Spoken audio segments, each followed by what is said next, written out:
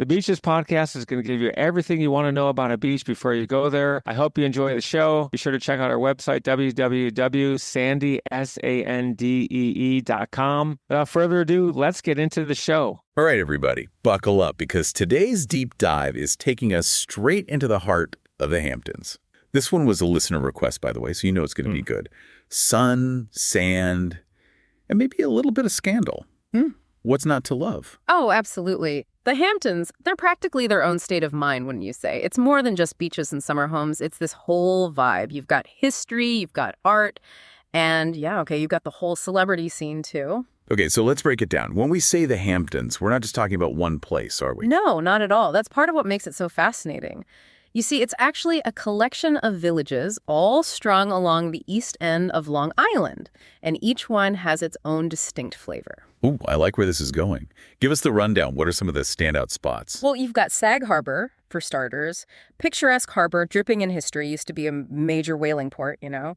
Then there's East Hampton, which is more your high-end galleries and designer boutiques kind of crowd. Totally different vibe, but equally captivating. So it's all about finding your niche. Okay, but come on, let's be real. The beaches are kind of a big deal, right? Everyone wants that perfect Hamptons beach day. Oh, absolutely. I mean, how could we forget the beaches? And you're in luck because there are some real gems. If you're looking for that classic, picture-perfect stretch of sand, you can't go wrong with Main Beach in East Hampton. It's consistently ranked one of the best in the U.S. But it comes at a cost, right? I've heard whispers about those parking fees. Yeah, let's just say they're not for the faint of heart. But hey, exclusivity has its price, right? Yeah. Now, if you want something a little wilder, a little less, shall we say, manicured, Cooper's Beach in Southampton, it's got this raw, untouched beauty that's just breathtaking. Okay, both sound amazing. I have to flip a coin. But no trip to the Hamptons is complete without at least hoping for a celebrity sighting. Any advice for our listeners who maybe want to increase their odds a little? Well, I always say, it's not about stalking, it's about strategy. Instead of chasing rumors, think about the events that attract that A-list crowd. For instance, the Hamptons International Film Festival. Prime time? Or you could try a more philanthropic approach. The Parish Art Museum hosts some pretty swanky fundraisers. You never know who you might bump into. That's good advice. And speaking of art, I hear the art scene in the Hamptons is next level. What should we be checking out? Oh, it's incredible. Beyond the galleries, which are phenomenal in their own right, you've got the Pollock-Krasner House and Study Center. You can literally walk in Jackson Pollock's footsteps. And get this, did you know that Frederick Law Olmsted, the mastermind behind Central Park, designed a bunch of estates out there? Talk about a legacy. Seriously, I had no idea. See, this is why I love these deep dives. You just never know what you're going to learn. Okay, so we've got art, we've got beaches. What about shopping? What's the shopping scene like out in the Hamptons? Well, you've got your fair share of high-end boutiques, but to be honest, I think the real magic is in those one-of-a-kind finds. You've really got to explore the smaller villages, duck into those quirky shops. Like, there's this place called Love Adorned in Amagansett. They have this curated collection of jewelry, homewares, all sorts of unique pieces. Oh, I love that. Finding those hidden treasures, that's what it's all about. Speaking of hidden treasures, I stumbled upon the coolest vintage map shop tucked away down a side street.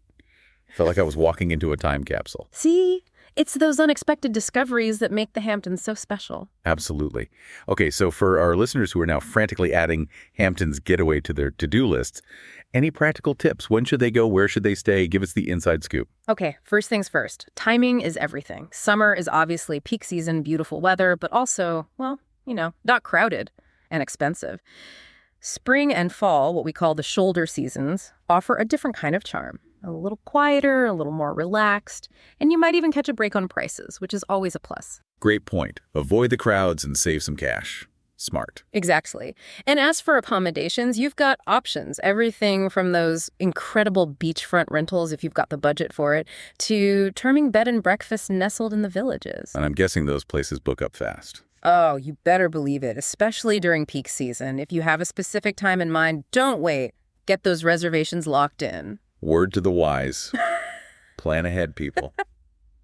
Okay, this has been amazing, but we've only just scratched the surface here. We really have. But that's the beauty of the Hamptons, isn't it? It's less about checking things off a list and more about, discovering what kind of escape speaks to you. Ooh, that's deep. What will your Hamptons story be? What will it be? Exactly. That's all the time we have for today's deep dive, but don't worry, we'll be back soon with more fascinating destinations. Until then, happy travels, everyone.